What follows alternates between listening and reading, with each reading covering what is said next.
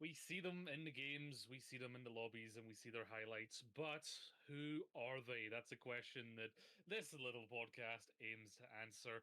Welcome to a quick chat where we catch up with all the Quick Squad members and behind the scenes to see what the cellist team in EU is all about, right? I think it's gathered quite a name for itself, especially this last weekend with some of the antics that was seen in play. And today we'll be continuing a lineup with Jonte joining us on the podcast. Thank you for joining us. How's your day going? My day's been amazing. I've been playing some ranked with my teammates. Nice. What teammates was it? Snowdrop. Yeah, Snowdrop. Most of the time No. it's Snowdrop. Do you duel together a lot then? Yeah, I mean, it's like, I think it's more than not for most days of the week. Yeah, I've been talking to other teammates of yours. The back line there seem to be quite the quick play warriors. So I'm surprised to hear someone on this team actually does play comp. Yeah. So I was going through things over the weekend, and I'd be remiss if I did not at least mention or ask about Hollywood, the Hollywood map that I've seen clips from, especially the comms. I think you guys are definitely living up to the name of the chillest team in EU after that. What's it like playing these games at this level with this mindset of, just being chill and essentially just having fun with it? I mean, it's probably the most fun I've ever had, really. I get to play the new hero. I think it's really fun, and Hmm. we just play heroes that we believe are fun and can work, and it kind of just works. Nice. I saw a clip that the quick esports Twitter posted where there was an EMP where Suzu was not forced, so Suzu just immediately cleansed it. But you guys, I saw a Moira dive into the spawn of Hollywood Ford. It looked quite entertaining, and I think a lot of people have kind of been quite interested in team just purely based off of the mentality you guys have.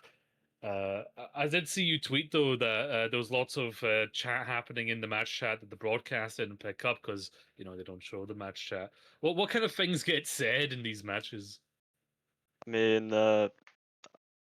mostly against Alcad, it was like we were challenging them to some matchups. You know, we asked Chase for a Winston mirror on Jib, which he didn't do, Oh, and then went on about how life wasn't fair. But you know, and then how Lobda didn't want to take the Widow mirror versus Snow. He told us he couldn't. He wasn't allowed. Oh wow, yeah. I suppose our teams don't quite have that chill mindset, so they might get told off by their coaches or whatever. Uh, Yeah. with actually on that on coaching, how does a team like this go about coaching? Like, how do you come up with how you're going to attack Hollywood? Is it a planned thing, or does it just kind of happen spur of the moment? It definitely just kind of happens, you know. Somebody says where they go, and somebody else goes, I'll go with you. You know, it's a lot about like everyone's personal understanding of the game and how they Hmm. just kind of fit together. Yeah, yeah. How they kind of like flow together. Um, I heard a saying once where like it's better to flow like water down a hill because it's like river. You kind of wind with the path. Complete. I don't know why I brought that up. It's just an interesting thing I thought. But you mentioned that the Al Qadash game was the most fun official that you've ever had. What? I mean, I know there's a lot different, but what's the difference between like that official game versus like other official games you've played in the past? It's like it's because we really know what we're gonna go against that specific day. You know, we're playing against Mhm. the reigning champions of the region. It's like let's just go in and have some fun, make some plays, and see what Mm, happens. You know, and really like not try to get upset at whatever results may come. mhm. Definitely, especially when you're playing, like you said, the best in the region or players that are, very well known for their skill. A bit more about yourself. I also saw a tweet where I forget exactly what it was, but you were kind of yearning for a nomadic lifestyle after retiring from Overwatch. Something like going into the woods. Is this still is this still a plan of yours? Is there something about this lifestyle that you wish to seek? I mean, it is just genuinely anything but getting a job. That's what I'm scared of. The 9 to 5 really does scare me. That's It's that's mostly what it's about. It is a terrifying prospect. I imagine many Overwatch players also have the same fear. Yeah, But no, there's something idyllic about the nomadic lifestyle. Like just go out, chop some trees, I don't know, pick some berries, and that's about it. Very different though from running Overwatch. Which on that, in terms of your history in Overwatch, I usually kind of like scroll back to see what the oldest thing on Wikipedia is for players, and yours isn't actually from that long ago. It's just last year in the FEL Overwatch Cup on Team Anaconda. Was that your first proper tournament, or is that just the first one that's on Wikipedia? uh, I would say that's my first proper tournament. Mhm. There's a team, but I don't really like to call that a team that I was first on because there was a guy leaving every week and joining, Right. a different player going back and forth. So I would say Anaconda was my first proper team. Mhm. But I don't think I did actually play. I played a couple of games in that tournament that's listed, but Okay. mostly I was just listed for a sub because I couldn't make it for those games. I had another tournament. But I did play Okay. with that teams before that tournament with that roster. Cool. So Okay. And that was different from the previous team because previous team was kind of like people coming going. It wasn't really a a team per se because of that. Whereas was Anaconda like a bit more, I guess, stable. Like it had like a set roster. yeah, Anaconda, they're like I think 4 out of 5 players, maybe 3 out of 5 if you don't count me, are still my friends. Like some of the best friends I have still, Hmm. and we were good friends back then too. So it really was just a really fun team to be on. So nobody really left. Okay. Okay. Would you say in that case it was kind of maybe a turning point where the team beforehand wasn't super serious, and then Anaconda, you meet friends, you stick together. Did that kind of motivate you to kind of like keep going then competitively in Overwatch? I think so. I had a lot of fun on that team. One of the most fun teams I played on, Hmm. and it really motivated me. Like I think I had like a 4 month span where I just played, and I didn't really remember. Time just passed really quickly. Oh yeah, yeah. And when I look Like they back on it, it say, feels like I improved a lot there.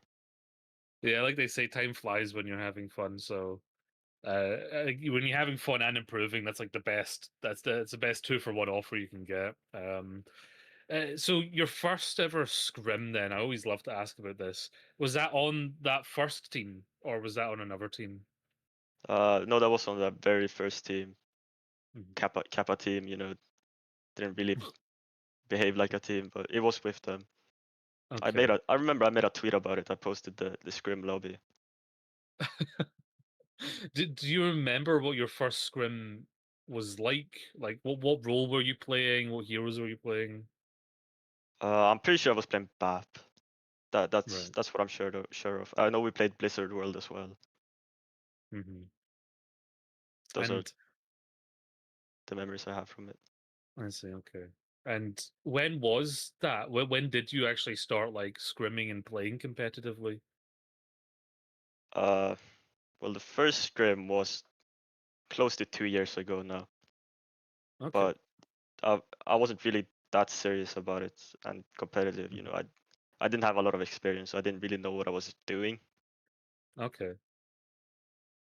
Yeah, that makes sense. I mean, if you look at it, then 2 years ago first scrim, and you're in OWCS, it's not bad. That's a pretty good track record as players go. Even if it's a chill team that Quick is, that's still pretty good for like a 2 year time span, wouldn't you say? Yeah, I mean, I'm really proud to be on this team, even if I personally I consider it an insane string of luck being here. I'm still very proud, and I'm really hoping to prove that I'm supposed to be here. Okay, so there's still an element here of wanting to prove yourself as well. Is that the main goal here, or are there any other goals surrounding Overwatch? I mean, currently also because of how we go here, it is a lot about having fun. Hmm. I'm just trying to have as much fun as possible, and I think with this how it's been these past couple of games, I'm really accomplishing that of having fun. Okay. Okay. I guess looking back then throughout those 2 years, would you say that like this is the peak of you playing Overwatch so far? For sure, yeah, yeah, no doubt. I mean, that's pretty exciting because it means that you're at the best that you have been before. So it's only about like continuing to do better. And with only starting playing 2 years ago, actually, how much had you played Overwatch before that? Actually, like starting to play competitively. I think I started playing Overwatch in late 2016 when I was 10 years old. I got it for Christmas. Okay. And then I played it a little bit at the start when I got it, but I was 10. Nothing really sticks. Yeah. I just kind of let it go. I think I put 2,000 hours into CS before I came back. Hmm. And then when I came back and I really started playing, I did climb a lot of ranks quickly. But I think Okay. 2016 is the starting point, even though I was 700 SR in bronze. I mean, yeah, 10 years old. There's not a lot of brain usage going on there. I will say it makes me feel incredibly old that you were 10 years old when Overwatch first came out. But that's okay. I'll just wither away into dust on my chair. Um, so you said you played quite a few, like 2,000 hours of CS. Were you good at CS? Like, what kind of like rank peak did you get there? I think I was Master Guardian Elite on CS. So I think middle of Hmm. the line. Okay. I was playing for fun with my uncle in my free time. Hmm. I guess that was going to be my next question. Did you play competitively there, or was that just for fun?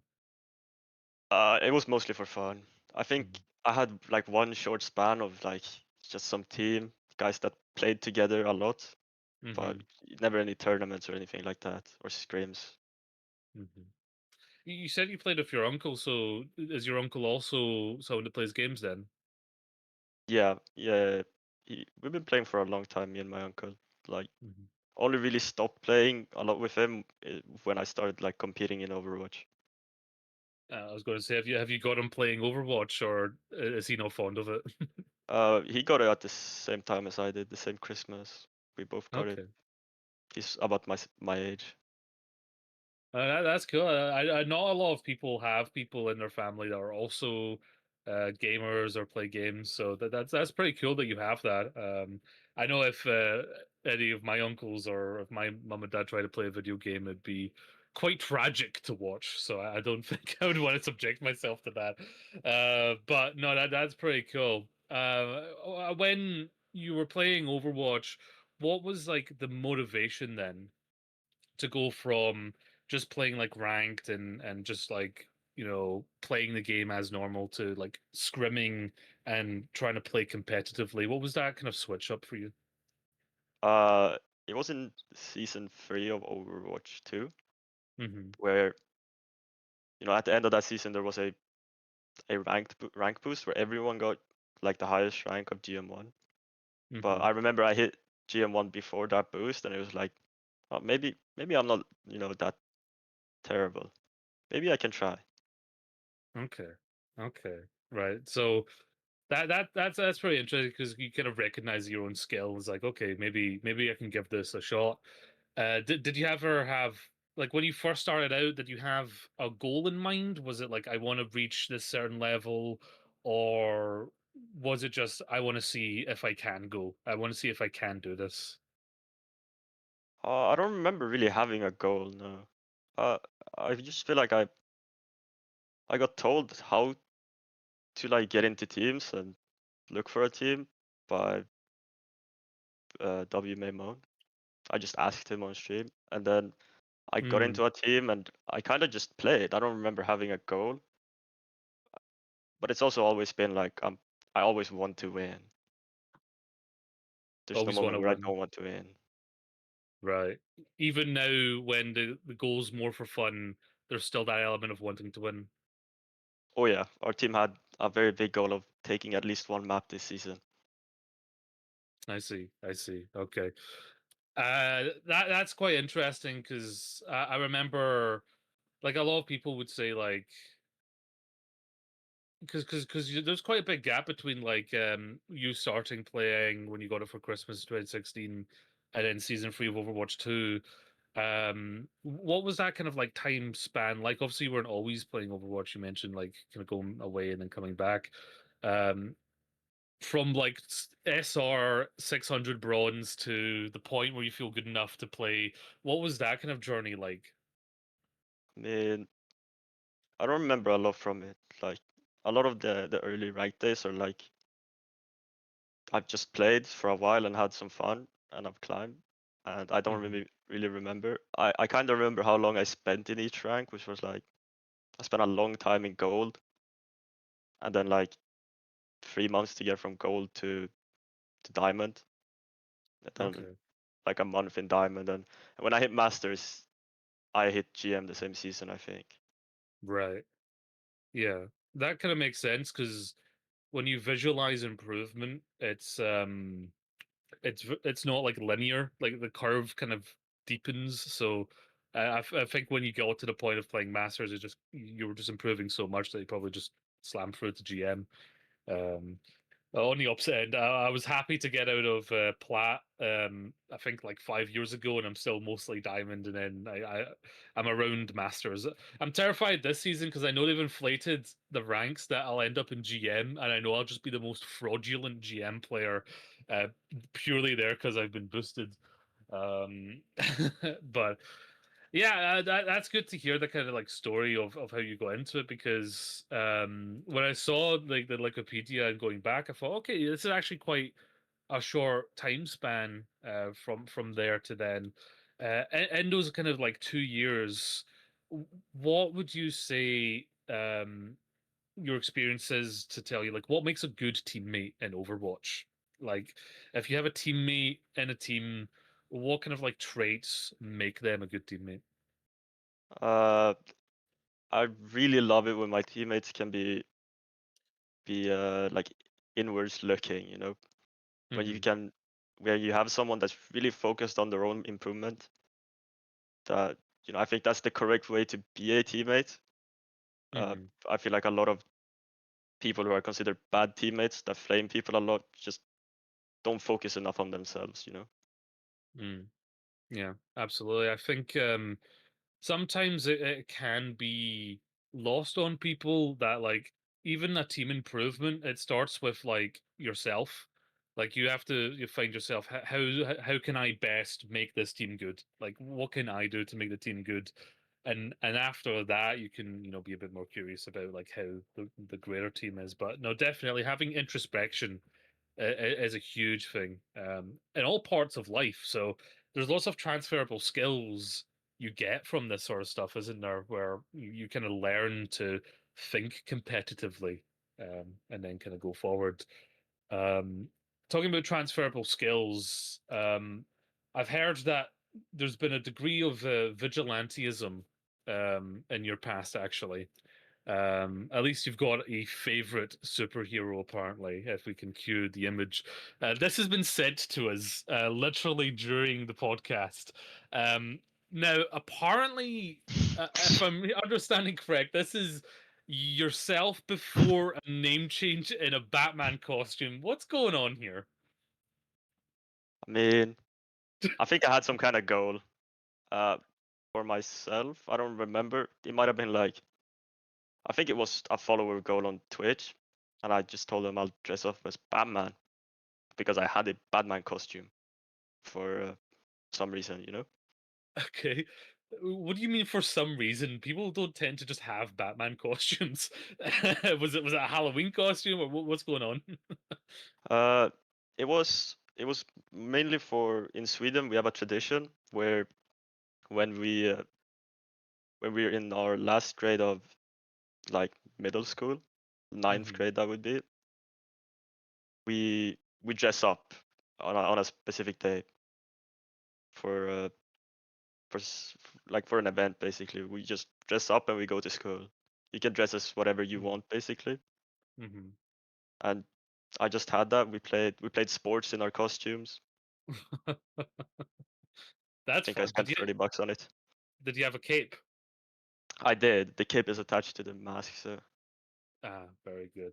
That sounds fun. That's a fun tradition. I remember our year got into trouble. I think we were actually told to leave the school because we decided to have a water gun fight, but inside the school. So we accidentally ended up flooding one of the rooms, and they were like, "Okay, that's too far. You need to get going." So I think your tradition was maybe a bit more teacher friendly as well. Yeah, might we say?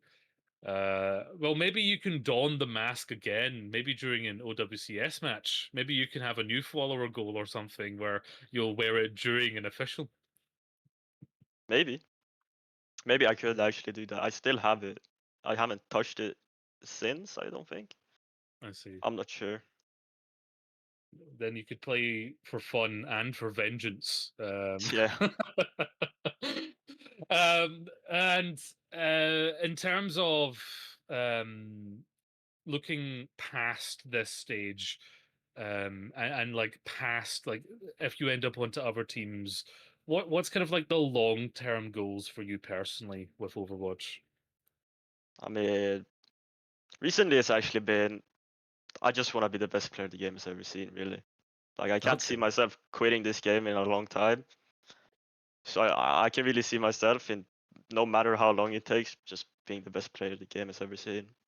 Or on my role Hmm. at the very least. Well, 2 years in the business, you could say, already in OWCS. Maybe in another 2 years, you'll be on stage. Oh, you said you're in Sweden. Whereabouts are you in Sweden? Are you near Stockholm? Is it like, are you able to get to Stockholm for the finals, or is it a bit I tricky? am as far away as Stockholm as you can get. I'm up at Oh the God. Finnish border, close to the coast. Okay, yeah, that's much further up then. Where were you at DreamHack last year? I was there. I did. I did go. I went Hmm. to see the matches. Nice. Do you think you'll be there this year? I mean, you might be on stage. You never know. Maybe, maybe. You never know. I mean, I hope to make it. I really want to go, but sometimes the situation just isn't right, and I won't be Hmm. that upset if I don't. But I wanna. If I Yeah, can, I will. 100%. Yeah, there's wanting to and can, because it's not always super cheap to go out, especially in Stockholm. It's a bit of a pricey city. Um, but damn, I tell you what, and it's a complete tangent. Me and my friends, we went to Stockholm. We went to DreamHack, and then we kind of like milled about, and were walking down one of the main streets of Stockholm, and we happened upon this restaurant. We're like, oh, we'll just go in and have a meal. We walked in, and it's like we walked through a portal into like the medieval times, like the Viking era, because they're literally wearing like peasant garb and giving us ale, and it's like long like tables and everything. Apparently, we walked into some like famous like Viking restaurant. We had no idea. We're like, this is amazing. So we have that booked for in November when we go back. Talking about the teams that will be there in Stockholm and the best players in EU, something I've been asking everyone in the squad is if you could put together an EU super team, what players would you have and what roles would they be in? Uh, well, we can start with the back line. I think I think both Joam and Strebor have said the two big names in main support. So I'll make a team more my style, Okay. where I'll have let's take let's take Landon. Landon Hmm. comes to mind, and then we'll get a. Actually, let's swap Landon. Let's be patriotic. I'm taking Skyle. I'm taking Gala for a two flex Okay. back line. Nice. I like it. That's a strong backline. And then for DPS, I'll take a. I mean, I like Quartz. I like Quartz. I'm a big Quartz fan. I Mm. think Quartz deserves everything. I'm just really waiting for him to win it all. Quartz is disgustingly good at the video game, to be fair. Yeah, yeah, he really is. He's such a funny guy to listen to as well. Like the amount of passion he speaks with, it really like it's laugh infecting. Mm, And then the obvious pick, Kevster. of course. Nothing nothing to argue. Swedish, obviously. That's why he's great. The Swedish buff. Yeah. And then for tank, uh, it, let's just go with the best tank in the region, Ziad. You know, Mm, it's really that simple. okay, it's really that simple. There's the super team there. Yeah, it would be interesting to try and get these teams to put together and then face them all off, but that would require way too much organization and money. But yes, thank you for joining us today with a quick chat. It was good to get to know you a bit more. And of course, people can check out what's happening with Quick Esports. If they're on main broadcast, if they're not, then there'll be co-cast that we'll try and get done over the weekend as well.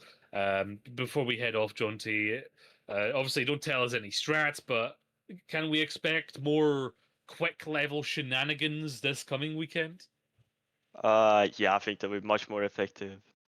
There's a patch, nobody knows what we're gonna play. Nobody Okay. knows. Nobody knows. That's the secret, right? That's the winning bag. No one knows what's going to happen with Quick Esports. So secret we don't even know. Exactly. If you don't know your plan, then your enemies definitely cannot know your plan. So it's a good tactic. But check us out on Wednesday, where we'll be talking to another member of the squad, and then again every Monday and Wednesday until we have went through everyone in Quick Esports. But for us tonight, that's it over. Don't forget to laugh loud and love yourself, folks. See you around.